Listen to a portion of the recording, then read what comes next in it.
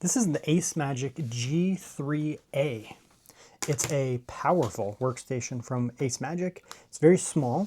The closest comparison, I guess, in size would be something like the Lenovo P3 Ultra, you know, those type of Dell HP type things, those pro workstations. Those are actually bigger than this, but the same type of idea. It's a very small system. It always looks bigger on camera, but it is very small. This is my iPhone. You can see there that the frontal footprint, I mean, honestly, what do we got there? 2 centimeters? Around an inch or so? Not much bigger than that. Obviously it's longer, but same idea. These are pro workstations, so they're meant to be used for, you hook something like this up, and rather than getting a mini PC that you're working on integrated graphics, or maybe use external or something like that, this is an all-in-one, very powerful type PC.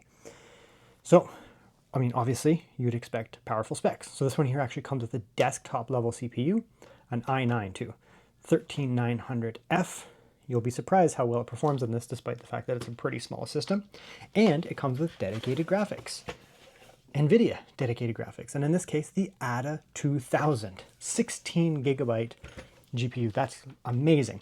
So that's going to allow it to essentially do, obviously, pro work, video editing, engineering type tasks, especially with those ADA Quadro drivers, the ADA Quadro drivers. These are sweet because, yeah, of course, they take up a very small footprint, so you can just slap them over there. You get a tiny little footprint on your desk. You don't have to have a big, massive gaming PC or anything like that.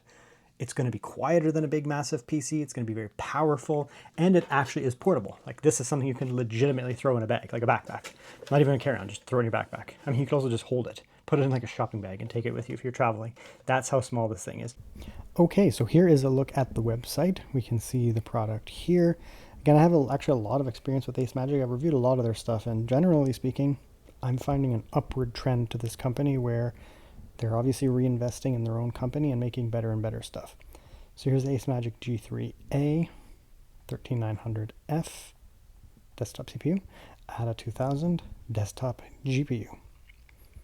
Looks like it's on sale. If I can find any coupons, I might ask them for some, and if so, I'll put them in the video description down below. So keep an eye out in the video description for coupons. And if they give them, they give them. If not, then they don't.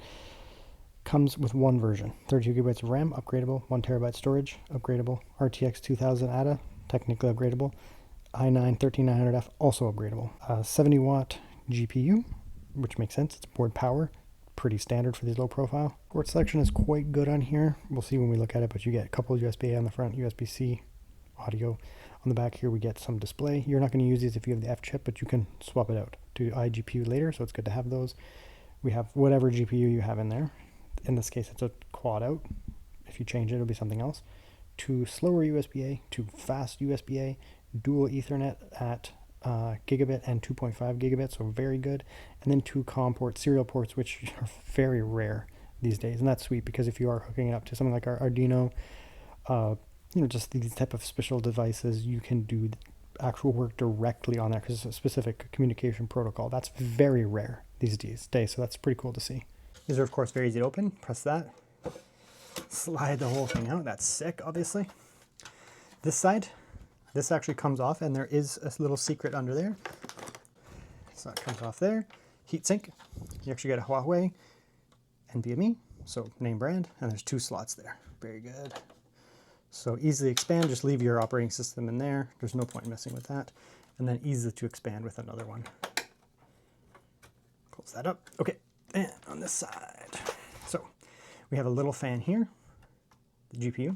So the GPU is going to pull just generally air through the system in there. It's weird because you'd think, it's closed up. Where's it going to get air from? But this is actually pulling air in from the back. You can see that there. It's pulling air, from the front, pulling air in from the front, which actually just goes kind of into there and into here. And then it exhausts out the back. And because it's a blower style, it's going to have essentially just pressure that's going to suck air into these here and then out the back there. So it actually exhausts air pretty well. And they'll see the temperatures later in this video. So that's cool. And then, of course, a blower style fan. Big radiator on it. Big radiator right there. Going to just basically pull air in on the top there and shoot it at the back. No shock or anything there. You actually end up with a SATA port, which is very cool. So you can hook up a SATA SSD. It's hooked in terms of power down there, data right there, and power somewhere. So you can hook up a SATA-based SSD. That's not common these days. Being able to hook up a SATA SSD is sweet because people still have these. You hook up a SATA SSD, SATA device, whatever. You just basically tuck it in there. Very good. And then of course we have the ATA GPU here. ATA is a Workstation Pro card. It comes with Pro drivers. This one here is 16 gigabytes of VRAM, which is a lot of memory, obviously, especially in this market. You get access to Quadro drivers for professional work, such as engineering, that type of workflow. You get access to all the goodies. So you take that out there. You can see it's loosened up here a little bit, loosened up there. Press that. That should loosen up that card there. Pull that out. Just be careful, obviously. Okay, so that comes out there. That's a little ATA, little 2 slot. Of course, it doesn't have PCI power, so you're going to be driving it off the PCI, off the motherboard. I mean, it's an ATA 2000. The only real way to get something more powerful is you can get an ATA 4000, of course, or a Blackwell 4000, something like that. So it isn't fully upgradable down the road, but I mean, it's a 16 gigabyte ATA 2000. You're probably going to be fine with that. Underneath there, that's again the SATA right there. We have access to the Wi-Fi there. You have, let's pull that up there. CPU, it is socketed, so you can see there. I'm not going to take it off, but this is a giant heatsink, a huge, thick, like 3 millimeter thick, giant piece of metal cold plate with heat pipes hooked up and an exhaust there. You'll see it runs really well. I mean, you may think this has a desktop level i9 in it. It's not running at full watts, but even so, you'd be like, man, that's going to run hot. It does not run hot. Yep, pull that out, and that's your hard drive tray or SSD tray, whatever. Just that'll go in there, plug that in so you can easily expand it. So you get 2 NVMe's and you have a spot for a hard drive or a SATA-based SSD. In this market, this is a really good idea because buying more storage is expensive these days because the price is really bad, but people have these things lying around. These were the standard for years and years and years. And 2.5-inch hard drives have been around for like decades. So you can, as long as it's SATA-based, you can slap it in there. So you can easily expand your storage without having to buy then another NVMe, but you still have 2 drives. And then your RAM's under there. Name brand Kingston drive, name brand Kingston RAM under there. That also works as a heatsink. So this is really well built. Okay, here we are set up. It's actually been like probably a week. I've just been messing around with this thing on and off, just kind of testing it out, getting an idea for it, idea of how it runs. It's just a very interesting product, so I wanted to do that. So we have some benchmarks we're going to test. Right now we're going to do noise and thermals, that kind of stuff. We've just popped. So first let's look at the idle watts. Okay, so here's the system under idle. Definitely not bad considering it has a desktop CPU and ATA graphics and all the other stuff there. So we're idling under 40 watts, full system load. I mean, it's not going to compete with some tiny little, you know, like ACEMAGIC has their tiny little mini PCs with, you know, lower power chips. But if you're looking for something that is going to be powerful but also low idle, that's pretty good. You have a powerful CPU, right? We have our desktop CPU. This is not some mobile thing. We have a desktop 13900F, quite capable, obviously, 13th gen i9 processor. It's an F SKU too, so it's also technically, you know, a higher wattage variant with no graphics attached. I don't expect it to give you the same as some, if you have, you know, this inside of a giant gaming desktop with a big AIO and stuff like that. That doesn't even make sense. But I mean, we're getting a lot of power here, right? 24 cores, 32 threads. Lots of cores, put it that way. Okay, so let's check the idle. Again, it's not going to idle as low as one of ACEMAGIC's, you know, low wattage mobile chips or something like that. It's not meant to be in that category. This is meant to be a monster. That being said, okay, so the idle temperature is under 40 degrees. We're looking at 37 degrees or so. It's very good. Idle watts 24. What are we at here? What's our average? 20. Okay, 20 is our average or so. So we're idling about 20 watts. Again, not bad for a desktop chip. This is not a tiny little mobile chip, right? So we're not going to have a, you know, 6 or 7 watt idle, but still that's not bad. Not bad at all, honestly, for what it is. So this is the full power here, wall power here under just CPU. So we're just doing a CPU task here. Cinebench, full load. The GPU is not being loaded up yet, obviously. It'll go up when the GPU is being called on, but right now, just for CPU, 110 watts. Not bad. Honestly, it's not bad for full CPU workload. Okay, so noise and thermals, it's definitely not completely silent, like, again, one of their mini PCs. I recently did one of their mini PCs with Oculink and that. I mean, obviously that's going to run quieter because it has a little AMD chip in it under a quiet situation. But I think that will actually be flipped once we go under and we actually start testing things. These might actually run a little quieter under, this might run a little quieter This might be a little noisier under idle because it needs to have the fan going a little bit because it's a slightly higher wattage because it's a mobile chip. So it's a desktop chip, but when it starts to actually run, it should run reasonably well. Now, one of the nice things about a desktop chip is it actually has a physically large area. The surface area of the chip is physically large. So as a result of that, you're going to end up with, it's easier to cool, put it that way, than a tiny little chip. So my noise floor is about 34. So I could say I can hear that it's on. So no different than any other like standard desktop PC. You can kind of just hear that it's on. It's not going to be nearly as silent, as I said, as one of their tiny little mini PCs, but it's not meant to be. This is a powerful desktop replacement. Okay, so let's do a Cinebench run here. See what we can get for watts and thermal. I've already done this many times, but I'll just show you guys. So that's the temperature there. And our watts. So we can see here, you're dumping 65 watts. It has to still be like a level that is able to be cooled by a mini PC. You cannot dump 200 watts into a 13900 in a mini PC. It doesn't make sense. It would be horribly overheated and it would just throttle anyways. We can see here though, it's actually running very cool, right? So we're still under 60 degrees. We just hit 60 degrees in this thing here. And again, this is a desktop CPU running here, right? So you're not going to get the full desktop experience if you had this in a big, massive PC with a big AIO. That does, again, it doesn't make sense to do that. But it's balancing performance with cooling. That's why this is cool. That's why it's cool and interesting. We're still at a lower temperature. The fans have not kicked up yet. Now the fans just went up one little tier. Barely any louder though, so it'll just keep it nice and cool. We're still under 70 degrees. We've been running here for a few cycles here.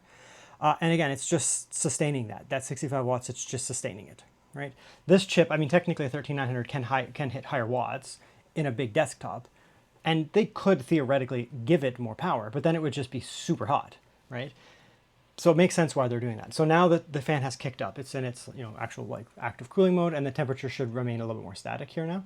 And let's see where we're at here for noise under full load.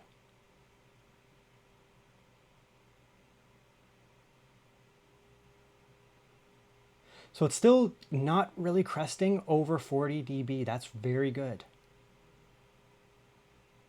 See, and this is where a mini PC, like some mini PCs would cross over. So this might be a little bit noisier when it's a little bit more audible when it's under, not doing anything, just because it's got a higher base wattage. But once you start running the machine under full load, it's actually quieter, at most equal, if not quieter, than a standard mini PC, because it's still only pulling 65 watts, but it's a big cooling system, right? Whereas those mini PCs potentially pull 45, sometimes even 65, but around 50-ish watts in those mini PCs, but they have a significantly smaller cooling system, so they have to work really hard to stay cool. This one does not have to work very hard to stay cool because 65 watts with such a big cooler is actually not bad at all. And you can see the temperature, it's like, we've done 3 minutes or so of Cinebench, and this thing is still not even close to throttling. It's very impressive. So let's check the at-wall power now, under full load, CPU load. Okay, so we've established that it's cool and quiet. That's very good. Where temperatures are nothing. They don't go up, we'll put it that way. And then they come down very quickly. So it's able to easily maintain essentially infinite, like it'll just run at 65 watts forever. We'll put it that way. It's never going to run out of power. And we can actually show that here in the performance. So I did a burst performance mode here, which there's always a little bit of a burst performance. So one single run of Cinebench, 21,789. Now, if you look at mobile chips right now, this is very, very much getting closer to the top. Now, it's not going to beat out, a big, massive HX chip, like a 275 HX doing 150 watts on a big, massive gaming laptop or something like that. That doesn't make sense. This is beating my laptop. So I have I'll just bring it in. I have a 285H Core Ultra i9, Core Ultra 9, 285H, this guy here. This is right now, prices have gone up. This is a $3,000 laptop now. It's a monster. High productivity machine designed specifically for productivity tasks, and it can't match that. It's not capable, right? Because it's a mobile chip. This is a desktop chip. So even around the same watts, they're both running about 60, 70 watts or so under full load, continual load. This is faster, right? Because when it comes down to it, yes, it's not a full wattage for the 13900F, but it's still 13900F. It's a mobile chip. It's a desktop chip, not a mobile chip, so it's getting higher performance. And what's interesting here then is if you do a full run, so just run it right through, there's no difference. The performance doesn't change. So that's the proof here, right? It's not only that you're able to, it's not only that the chip is able to run, a burst run. Oh, it dumps in, 150 watts, and then you get a really good score, and then it just dies off because it's just this hot mess. They have tuned this specifically to run at 65 watts from start to finish indefinitely. It never throttles, at least in my setup here, it never throttles. We're at about 20, it's pretty warm here actually. It's probably about 24, 25 degrees in right now. So what would that be in Fahrenheit? 75, something like that, 76, I'm not sure. Anyways, it's a little warm in here, and it never throttles. It just runs at 65 right through. So that's good, right? The performance you get out of this thing is static. It's good. Okay, so I ran some other benchmarks as well, just looking at some of the storage type benchmarks. So the internal SSD, it's just an upper tier Gen 4 drive, so very fast, right? So you're gonna use this thing for operating system, heavy workloads, it's a very fast NVMe, no problems. Then we have the ports. So the front USB-A is a max performance USB-A port, so you're gonna get 10 gigabit out of it. That's awesome. So if you're gonna be running enclosures, like I actually have some of these like really fast, that's not even actually it. I have some really fast, here we go, type USBs. These can run at 10 gigabit. They're very fast. Or an NVMe enclosure, right? If you're gonna be running an NVMe enclosure, you can get that and max that out. It's actually running fast, double the speed of SATA. So that's really good on the front there. And then there's the C ports, and the C ports are also, they're not USB 4, but that's okay. You don't really need like dedicated graphics or anything because it has it inside. So you're gonna be getting 10 gigabit all over this thing. So that's gonna be really good for expanding it. It does, I mean, it has decent storage inside, but you're going to be potentially getting this instead of a big desktop. It's a nice idea to be able to then, pick up something like this, like just a little enclosure or something like that, and just slap it in the back and just hook it up if you need more storage, potentially. Typically, people who are going for mini PCs are looking for good performance, potentially portable that you can take with you, honestly, because it is portable. You can just throw it in a bag or something like that and take it with you, and also clean setup. Like this is a significantly cleaner setup here, obviously. Like this, look at this setup here, versus some massive desktop or something like that. I have my monitor, I have a little like speakery thing there, I have a Mac over here, and then I have my ACEMAGIC here. Unfortunately, it's not mine, it's a loaner. I would actually love to keep this. There's no way they're letting me keep this, but I would actually love to keep this product. Okay, so that's that, and then there's Wi-Fi, of course. I'm in a difficult area of my house. It's really nice to see fast Wi-Fi out of a mini PC like this that doesn't have a big antenna out the back. I'm 2 rooms over, like I'm all the way across my house, and this is about as good of a signal as I can get in here without a big giant antenna. It's just not possible to get any faster than that. That is literally like the peak that my signal can get. So it's getting really good Wi-Fi signal as well. That's as fast as my Wi-Fi goes. Unfortunately, like I have bad uploads, whatever, but that's as fast as my Wi-Fi can possibly go, and it's from this range and it's getting that signal. All right, so far so good. Again, I've already played with this thing for a few days. I've actually been playing a lot of games on it, which just sounds stupid, but it's just fun. I enjoy it. It appeals more towards professionals, I would say, more than gaming. You could pick this up and rip games on it. I mean, it has an ATA 2000. It's more than capable of doing so, but I think the average person is not going to do that. So you can see in here, you can just use the standard app here, and you can see here we don't have the game ready driver type setup here. What we have here is we have professional drivers. They're technically called Quadro drivers. These are way more stable from NVIDIA. So you're not going to, slap on some Quadro drivers, some professional drivers here, and then have like weird driver quirks where your GPU shuts off and fans go weird and you get crashing. They're not going to do that.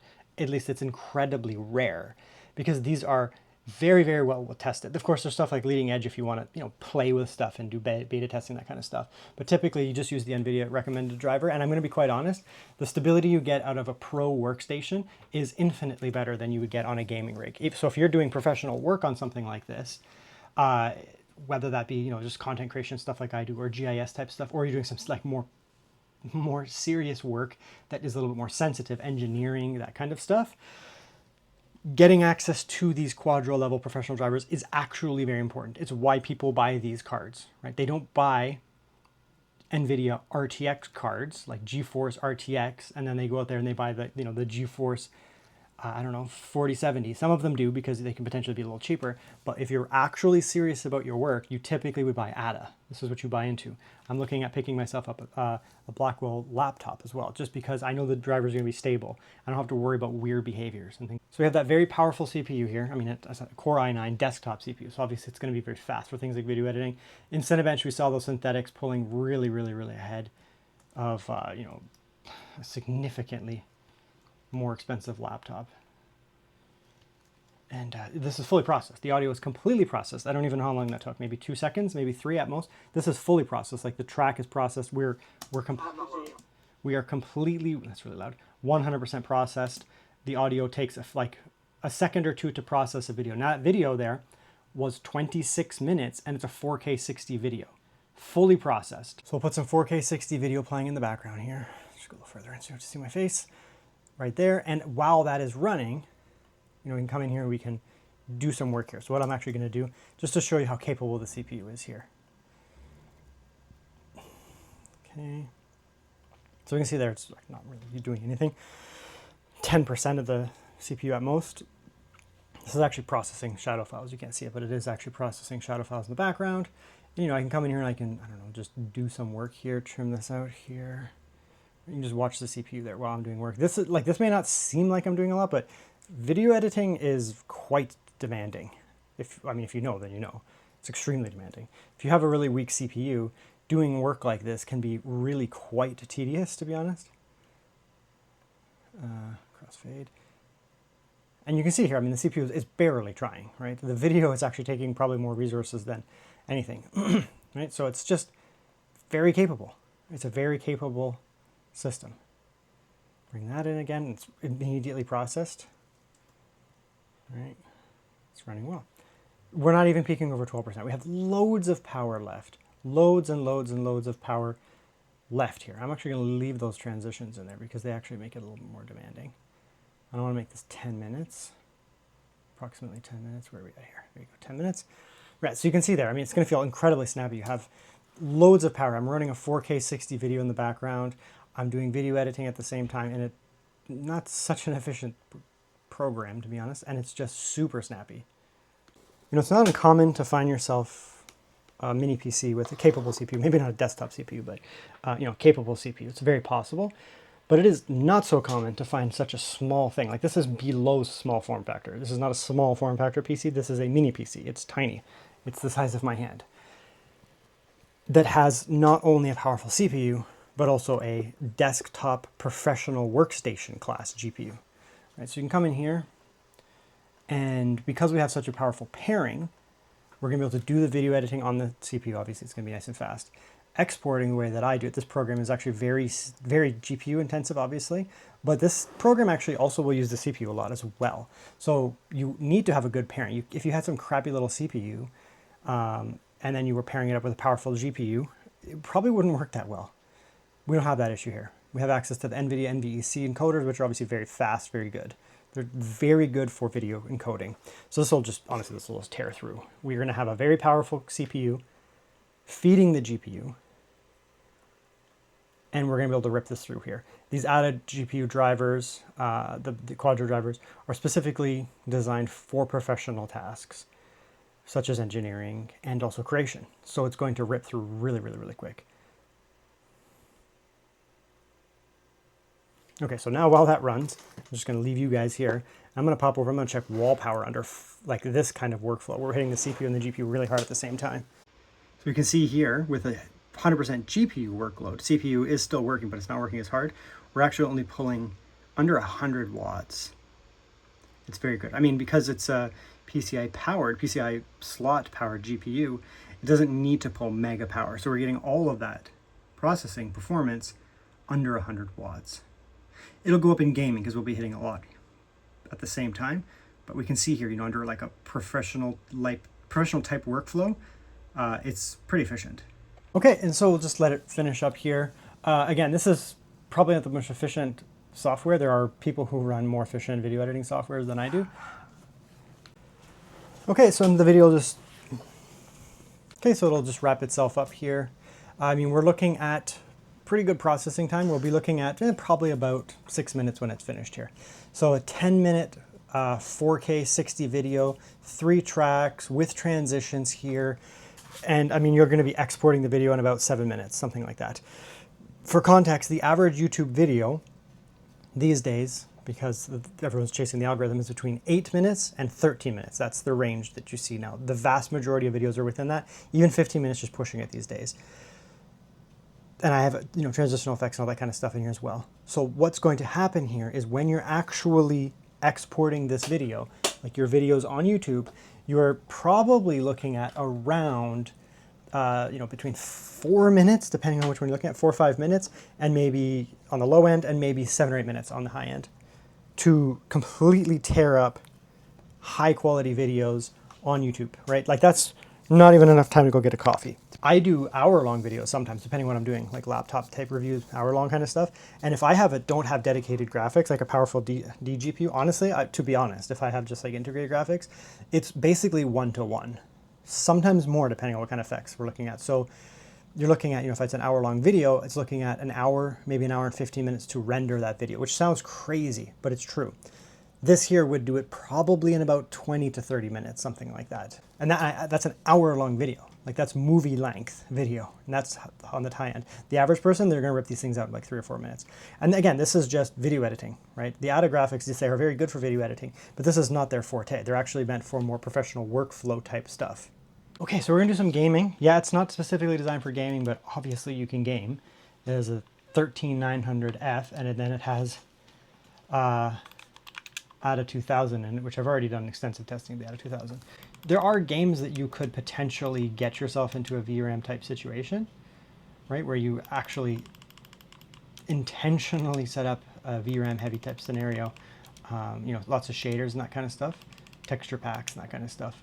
And you know, you can really tax the GPU, but we'll come in here, we'll just play around. So we'll start with 4K, which is a lot, but you know, it's a creator type system, right? Professional type system. And people like me would potentially be using it on a 4K screen, right? And this is 4K native, right? 4K native, right? No upscaling. So we'll go a little further, and I do not expect it to do well at 4K native.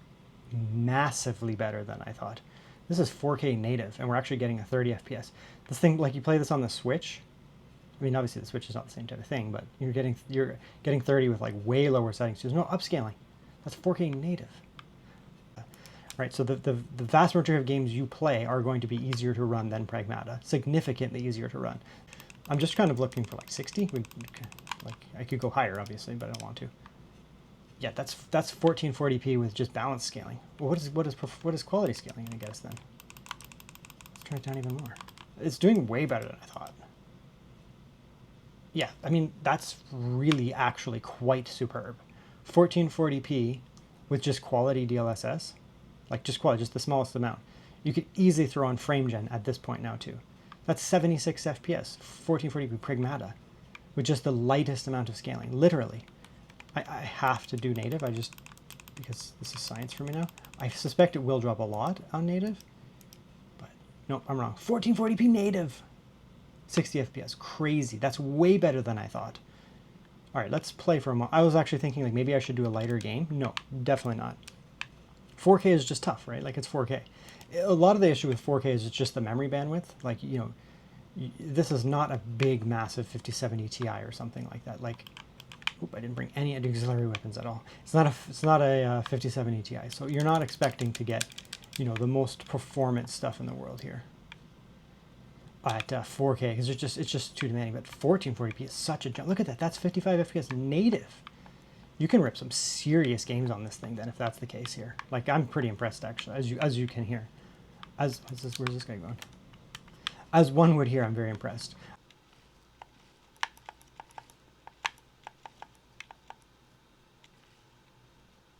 Okay, and here's wall power under essentially the highest load I can probably get. Gaming, CPU gaming, and a game that's CPU heavy and obviously very GPU heavy. So, I mean, you could, if you did a synthetic where you hit the CPU and GPU at 100% on both, you could, I guess, theoretically get this up a little bit here, but that's not a realistic workload. There probably are some, but theoretically then you probably have like 150 or something like that. So, yeah, it's a lot of power for such a small amount of power being pulled from the wall. Bruh. I will be quite honest, it did significantly better than I thought. It's been a while since I tested an ADA GPU. Maybe it's because the previous stuff that I had tested was in a lower, like it didn't have such a powerful CPU. I don't know, man. Like we just got basically 60 FPS native. Look at that frame time graph. That's rock solid. No dips at all, just rock solid. 60 FPS, 1440p native, no problems. And the thermals are good too. I mean, under 80 degrees on that little CPU. This is a tiny little workstation CPU, or GPU, right? It's not a giant cooler or anything like that. And it's running at under 80 degrees. The CPU is running at nothing, obviously. Lots of VRAM to spare, obviously. I'm pretty impressed with this. The gaming performance was really just to, kind of push the system to its absolute max and see what it can do in something it's not designed to do. And it really impressed me, actually. Okay, well, I suppose that's that. I don't need to do too much testing. I mean, we know what the components are. An ATA 2000, small form factor GPU, running off just board power is sick. 13900F, powerful desktop CPU. We're only running at 65 watts, but we've shown here that even at 65 watts, it's very capable. Adequate cooling in this thing as well. Even under full load, like when I was gaming there, this thing was honestly quieter than a gaming desktop under full load, for sure. It's capable and it's performant. This just kind of shadow dropped out of nowhere. I actually went to the ACEMAGIC website when looking at a different product, and I was like, wait, what is this thing here? And this thing showed up, and I was like, all right, we're asking for one of these to review. And they sent it over, unfortunately, just a loaner. This thing is really good, though. We're in an apocalypse right now where everything is really expensive. You can get yourself a big, powerful gaming desktop or something like that. And the amount of money you'd be paying nowadays for, gaming level desktop performance. Back in the day, you could just grab yourself a gaming desktop and slap it together, and you could do professional work on that. We're not in that scenario anymore, right? We're not in that scenario anymore. Gaming stuff has now become highly sought after and competitive.